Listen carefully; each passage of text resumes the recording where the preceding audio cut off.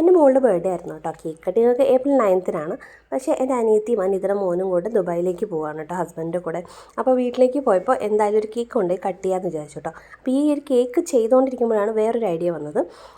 അനിയത്തിയുടെ മോൻ്റെ first fly ആയിരുന്നു. അപ്പോൾ എന്തായാലും അവനൊരു കുഞ്ഞ് കേക്ക് സെറ്റ് ചെയ്യുക, പക്ഷേ ഉണ്ടാക്കിയെടുക്കാനുള്ള നേരമില്ല. അപ്പോൾ വേഗം ഇതൊന്നൊരു പീസ് കട്ട് ചെയ്ത് അതിനെ സ്ക്വയർ ആക്കിയിട്ട് കേക്ക് ഒന്ന് ഫിനിഷ് ആക്കി എടുത്തു കേട്ടോ. വൈറ്റ് കളറിലെ കേക്ക് ഫിനിഷ് ചെയ്തതിൽ ബ്ലൂ ടച്ച് ചെയ്ത് കൊടുക്കുകയാണ് കേട്ടോ ചെയ്തത്.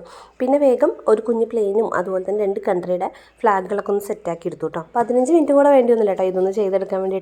അതിൻ്റേതായിട്ടുള്ള കുറവുകൾ അതിനകത്ത് ഉണ്ട്, എങ്കിലും നമുക്കായതുകൊണ്ട് വലിയ കുഴപ്പമില്ല. പിന്നെ ഇത് അതിൽ കുറച്ച് വർക്കുകളൊക്കെ ചെയ്ത് കേക്ക് ഒന്ന് ഫിനിഷ് ചെയ്തെടുത്തിട്ടുണ്ട്.